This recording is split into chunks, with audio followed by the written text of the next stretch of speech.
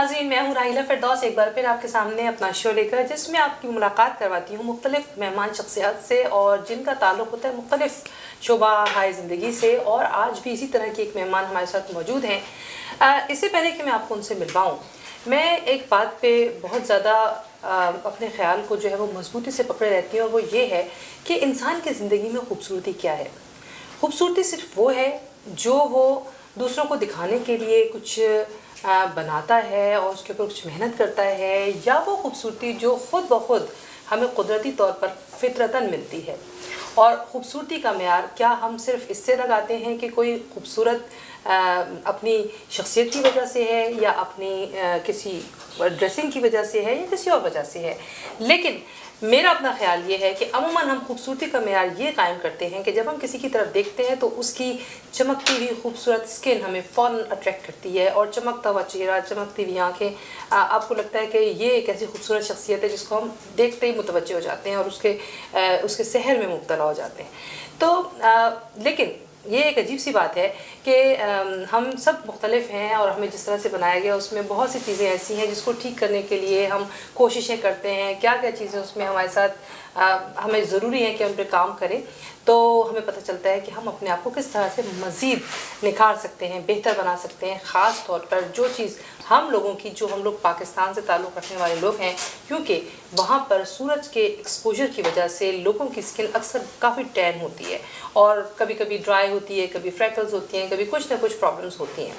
तो इन सब मसाइल से निमटने के लिए हर वक्त लोग परेशान रहते हैं कि आखिर वो कौन सा तरीका इख्तियार किया जाए जिससे हम बेहतर शख्सियत के साथ नज़र आएँ। और इस हवाले से हम जब अपने एक्सपर्टीज़ को देखते हैं, उनसे पूछते हैं, उनसे जानते हैं कि वो कौन से तरीक़े हैं जिससे हम अपनी स्किन को बेहतर बना सकते हैं, तो हमारी नज़र पड़ती है ऐसे लोगों पर जो इस मामले में हमें अच्छे अच्छे मशवरे दे सकते हैं। जी हाँ, आज हमारी मेहमान भी एक ऐसी शख्सियत हैं जिनके बारे में मैं आपको क्या बताऊँ। ये हैं यहाँ न्यू जर्सी में मुकीम, और ये हैं प्रोफेशनल एस्थेटिशियन और ज़बरदस्त मेकअप आर्टिस्ट भी हैं। लेकिन आज हम इनसे बात कर रहे हैं स्किन के हवाले से, क्योंकि हमारी ख़वातीन को अमूमन स्किन की बहुत से मसाइल होते हैं और वो समझ नहीं पा रही होती है कि उन मसाइल से कैसे निपटा जाए। तो आज मेरी मेहमान हैं निखत अफशा, इन्हें हम वेलकम करते हैं अपने शो में। अस्सलाम वालेकुम निक, कैसी हैं? वालेकुम अस्सलाम, I'm perfectly alright। आप कैसी हैं? मैं बिल्कुल ठीक हूँ, और मैं आपको क्या बताऊँ, कब से आपका इंतज़ार कर रही हूँ कि जब आप आए तो बहुत सारी बातें की जाएँ स्किन के हवाले से। और जहाँ तक सवाल है कि आपने, क्योंकि इसके अंदर प्रोफेशनली आपने यहाँ पे लाइसेंस लिया है, आप स्कूल गई हैं, और आप ने बहुत ज़्यादा काम किया स्किन के ऊपर, और बहुत सारे क्लाइंट्स भी आपके हैं। तो आपको मोस्टली क्या लगता है कि हमारे जो क्लाइंट्स हैं, हमारे जो लोग हैं, उनको स्किन की ऐसी कौन सी प्रॉब्लम्स हैं जो बहुत आम हैं?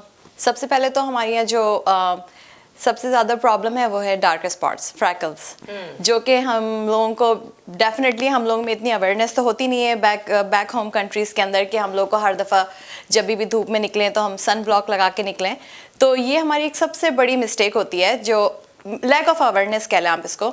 तो ये कि बहुत अर्ली एज से जो है ये हमें सन ब्लॉक्स लगाने चाहिए जब भी हम धूप में जाएं। वो प्रोटेक्ट करती है UVB से, जो अल्ट्रा वायलेट बर्निंग रेजेस हैं, जो हमें सन बर्निंग रेजेस जो है, जो हमारे सन की वजह से हमारी स्किन डैमेज होती है।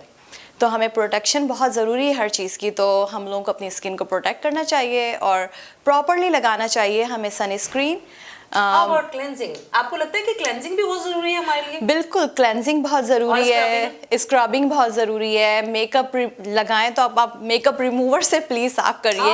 ऐसे ही नहीं कि बस टिश्यू से साफ किया। बिल्कुल नहीं, बिल्कुल नहीं। काजल लगाएं तो प्लीज़ उसको क्लीन करें, बिकॉज काजल से भी आपके डार्क सर्कल्स पड़ना शुरू हो जाते हैं।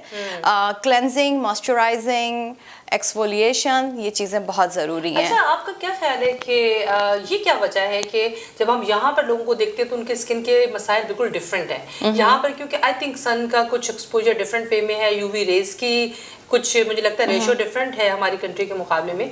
तो आपको क्या लगता है कि यहाँ पे रहने वाले लोगों की स्किन में और जो हमारे पाकिस्तान में रहने वाले लोगों की स्किन में क्या डिफरेंस है? एक्चुअली स्किन की भी बहुत सारी टाइप्स हैं।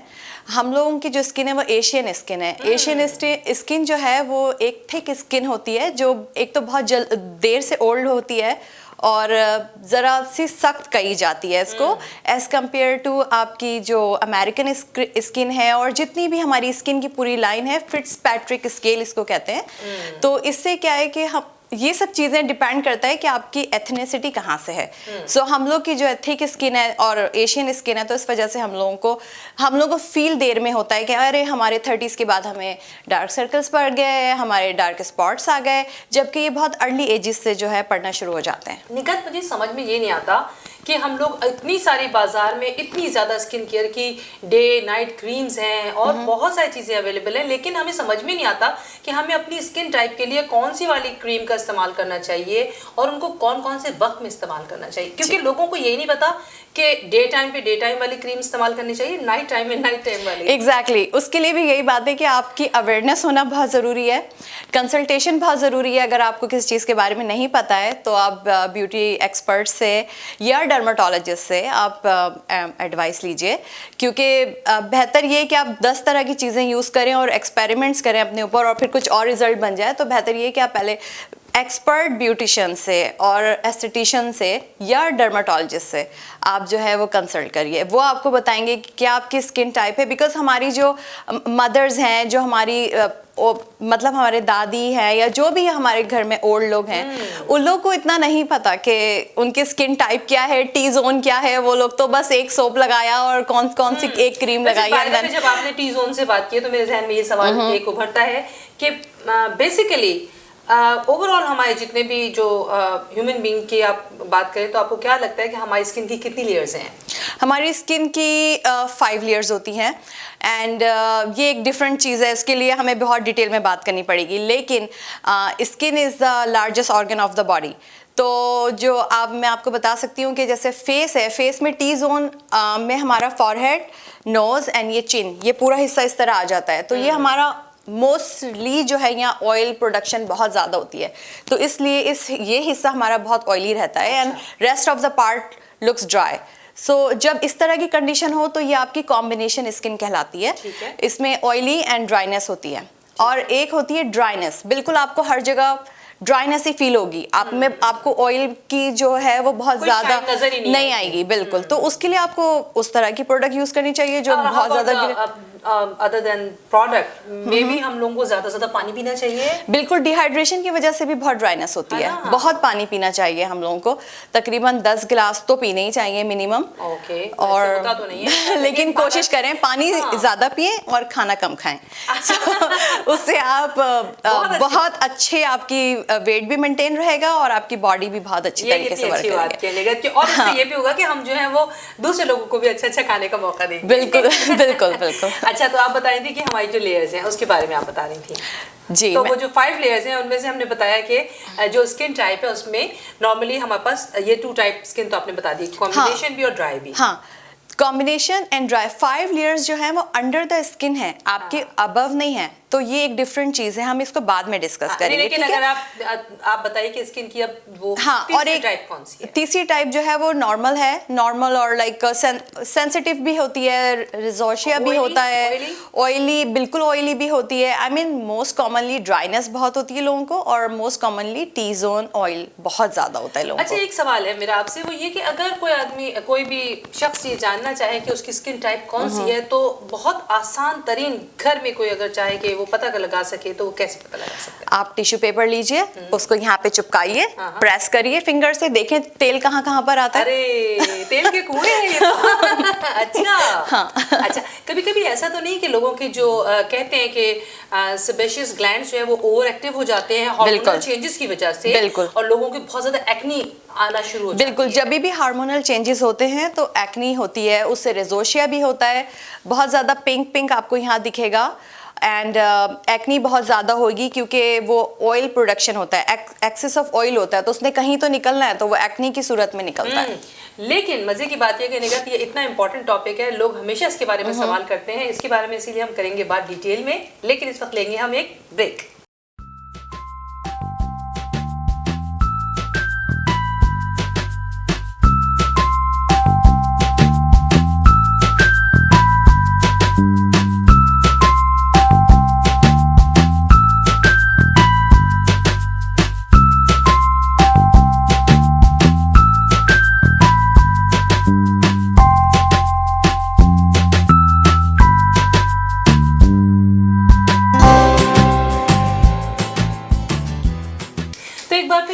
लेकर आए हैं जो टॉपिक उस पर कर रहे थे बात हम निगहत से, बहुत इंपॉर्टेंट टॉपिक था, वो था हमारा अबाउट स्किन। और स्किन के अंदर भी प्रॉब्लम कौन सी थी हमारी? एक्नी की। यंगस्टर्स में ये प्रॉब्लम इतनी ज्यादा होती है और कभी कभी मुझे ऐसा लगता है कि लोग हर तरीके आजमा लेते हैं, लेकिन उसके बावजूद वो एक प्रॉब्लम में ही रहते हैं। तो आपको क्या लगता है कि उस सूरत में जब एक्नी है तो वो एस्थेटिशियन के पास जाएं या बाकायदा किसी डर्मेटोलॉजिस्ट के पास? डेफिनेटली एस्थेटिशियन के पास जाएं फर्स्ट, बिकॉज उसमें भी बहुत सारी काइंड होती हैं।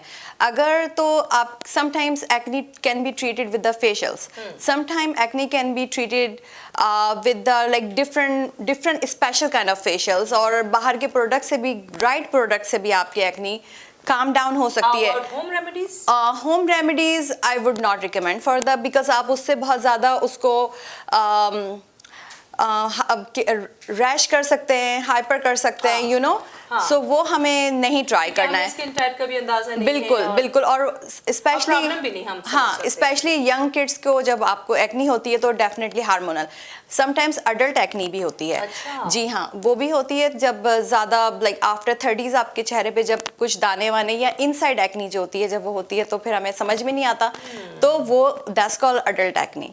तो उसके लिए बेहतर है कि एक्नी वगैरह जो भी स्किन पे चीज़ें जो it can be treated only with the doctor is the best right way to go to the dermatologist. Okay, ये तो बहुत अच्छी बात है, लेकिन एक बात मैं हमेशा सोचती हूँ कि हमारे यहाँ बहुत सारे लोग स्किन को अपने खुद ही खराब भी कर लेते हैं। बहुत ही अच्छी होती है नेचुरली उनकी स्किन, लेकिन मैंने देखा है कि वो खराब कैसे करते हैं कि वो अपने लिए गलत प्रोडक्ट्स चूज करते हैं। स्पेशली कभी जब वो जाते हैं मेकअप खरीदने के लिए, लड़कियां खासतौर पे, और वो क्या होता है कि वो मे बी समटाइम वो लोग क्या करते हैं कि मेकअप जो है वो एक्सपायर्ड है, बहुत दिनों तक का रखा हुआ है, और मे बी वो उनके लिए सूटेबल नहीं है स्किन के लिए, उसके अंदर कोई इंग्रेडिएंट ऐसा है जो उनको सूट नहीं कर रहा। बिल्कुल। तो वो कैसे मेकअप को चूज करें जिससे उनकी स्किन भी खराब नहीं हो, और स्किन को मेकअप के जो भी असरात हैं उससे बचाने के लिए उसे क्या करना चाहिए?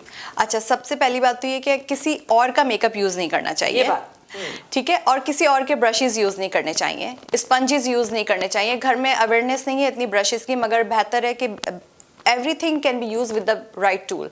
सो बेहतर है कि आप राइट टूल यूज करिए, उसके लिए आप राइट ब्रशेस यूज करिए, उसको प्रॉपरली क्लीन करिए। आप अपने जो भी मेकअप आप यूज कर रही हैं, यंगस्टर्स की मैं बात कर रही हूँ और एक मॉडर्न एज की बात कर रही हूँ, कि अगर आप लोग अब मेकअप यूज करना चाहते हैं तो उसको एक लिमिटेड वे में करिए। आप जितना भी करें थोड़ा करें, मगर एक अच्छे वे में करें, आप उससे बहुत प्यारे लग सकते हैं। जरूरी नहीं है कि बहुत सारा मेकअप देख के सब लगा लें, नहीं। और उसको जो भी जितना भी लगाएं उसको प्रॉपरली क्लेंस करें और रिमूवर करिए और मॉइस्चराइजर करिए सोने से पहले नाइट क्रीम के साथ, और आप देखें, आप फॉलो करें हर चीज को, तो बहुत अच्छा रिजल्ट है। बिल्कुल है, बिल्कुल ठीक बात है। अच्छा, ये मुझे बताइए कि आप तो क्योंकि प्रोफेशनली लोगों को जहाँ पे देखती हैं, उनके फेशियल्स करती हैं, आमतौर पर खवातीन को या लड़कियों को वो कौन सी एज होती है जब उनको ये प्रॉपर फेशियल स्टार्ट करना चाहिए, और उसको क्यों स्टार्ट करना चाहिए? अच्छा, बहुत सारे फेशियल्स हैं, ये एक डिफरेंट, फिर वही बात आ जाती है कि फेशियल्स एंटी एजिंग हैं, एक्नी है, आप अब तो इतने ज़्यादा आ रहे हैं, गैल्वेनिक आ रहे हैं, डर्माब्रेशन है, केमिकल पील्स हैं, तो बहुत सारी चीज़ें हैं। बट केमिकल पील का तो नाम सुनते ही लगता है कि बहुत डेंजरस कुछ है। जी, बस ये इस अ केमिकल थिंग, और इसमें आप मैं हाईली रिकमेंड नहीं करती हूँ, बिकॉज आफ्टर दिस थिंग मैंने सुना है कि आपका सन एक्सपोजर बहुत मुश्किल हो जाता है, आपकी सेंसिटिव हो जाती है स्किन, बिल्कुल, और बहुत सारे प्रॉब्लम्स हो जाते हैं स्किन के। स्किन कैंसर वगैरह होने खड़े होते हैं? ये इसका मुझे अंदाजा नहीं है बिल्कुल भी, क्योंकि मैं कहती हूँ फेशियल आप करवाइए अपनी क्लेंजिंग के लिए, और आपकी, क्योंकि हमें घर में डीप क्लेंजिंग का टाइम नहीं मिलता। फेशियल से क्या होता है कि जब आप रेगुलर हर्बल या कोई भी आप अच्छा सा फेशियल लेती हैं, तो उससे आपकी बहुत अच्छी क्लेंजिंग हो जाती है, बहुत अच्छा मॉइस्चराइजर रहता है बहुत टाइम तक के लिए, अच्छे से एक्सफोलिएशन हो जाती है, ब्लैक हेड्स, वाइट हेड्स जो भी हमने निकाल सकते हैं वो निकाल, स्किन की खुदा न खास्ता हो जाने वाली प्रॉब्लम्स को पहले ही सॉल्व प्रिवेंट करते हैं हम। जी, बिल्कुल सही बात है। अच्छा, ये यहाँ पर रहने वाले, मैंने देखा है कि यंग लोगों में इतना ज्यादा मेकअप का रुझान नहीं है बनिस्बत हमारे मुल्क में। हमारे यहाँ जो है वो लोग इस्तेमाल करते हैं हर तरह की एज में, लेकिन यहाँ मैंने देखा है कि लड़कियां इतना मेकअप यूज नहीं करती हैं जितना थोड़ी एज वाली खवातीन यूज करती है। तो आप क्या समझती हैं, क्या रिकमेंड करती है कि कौन सी एज में लोगों को मेकअप स्टार्ट करना चाहिए?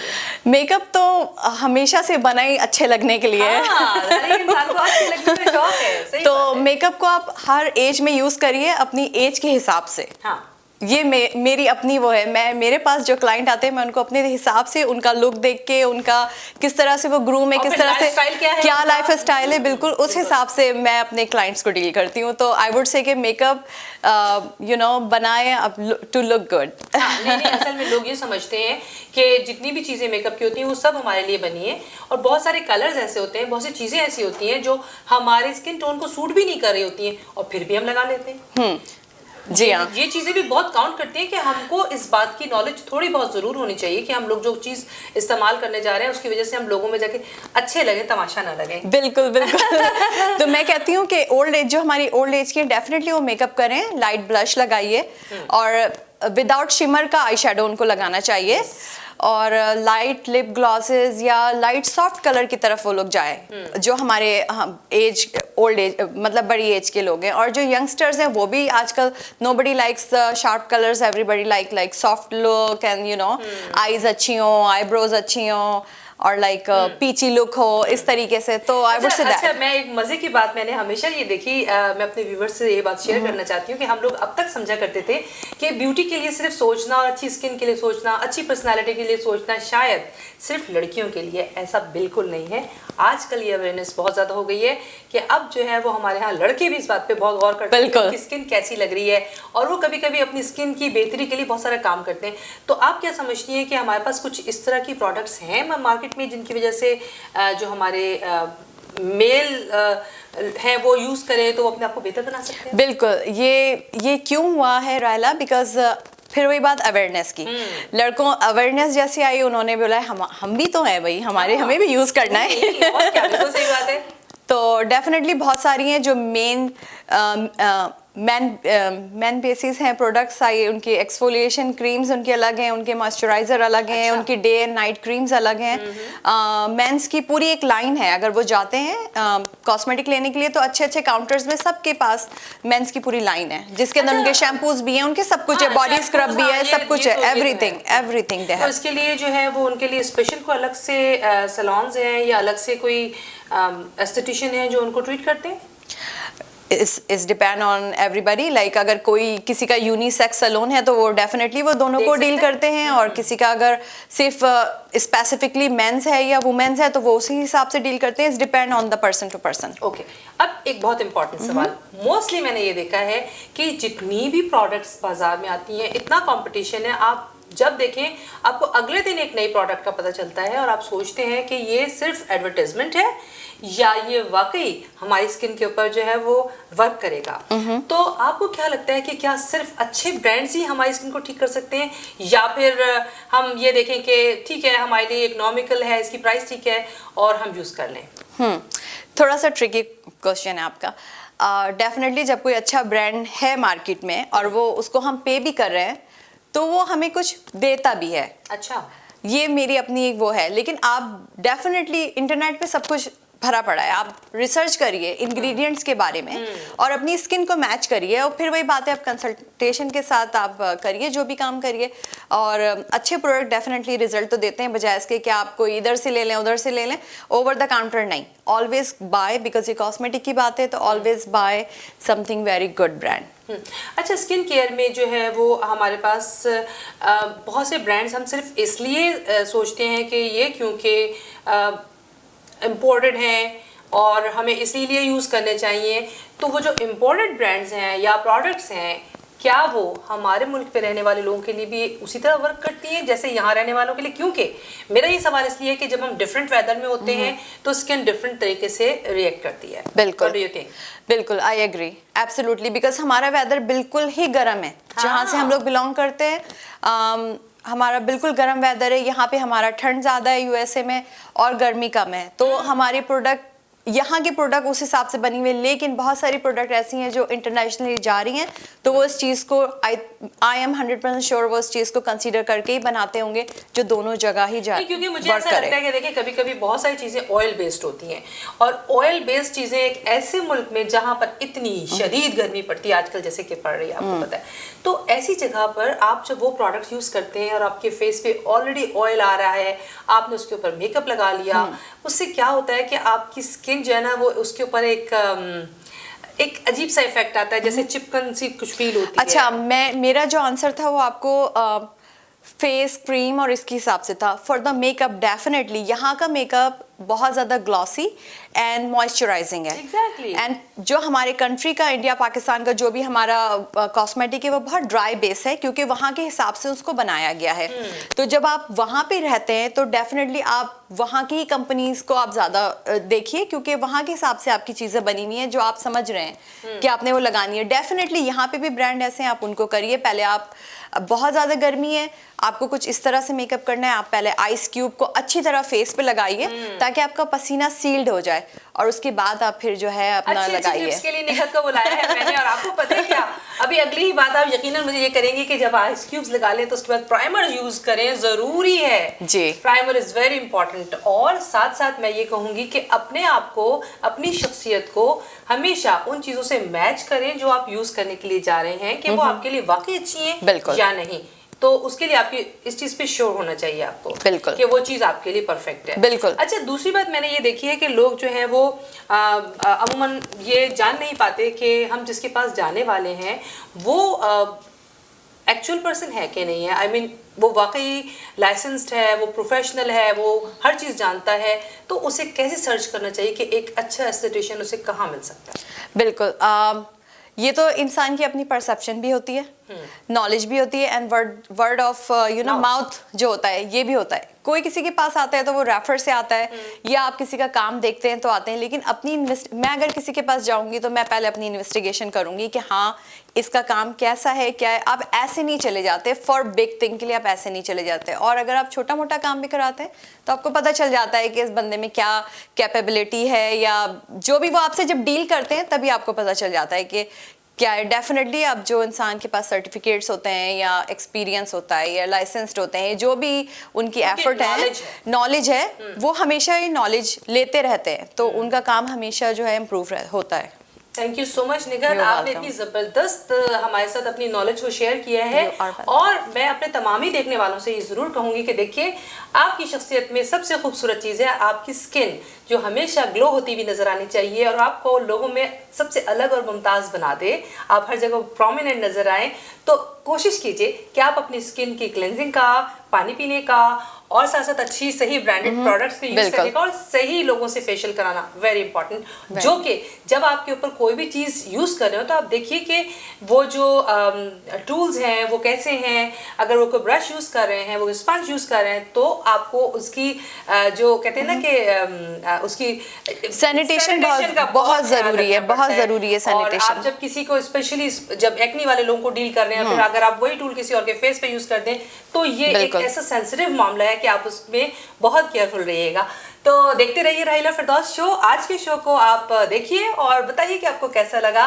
Thank you so much Nighat, आप हमारे पास आए और आपने इतनी जबरदस्त नॉलेज हमारे साथ शेयर की। और अपने इस गेस्ट के साथ आज के इस प्रोग्राम को हम अपने इख्तिताम पर पहुंचाते हैं। इजाजत दीजिए, अगले प्रोग्राम में फिर मिलेंगे। अल्लाह हाफिज। अल्लाह हाफिज।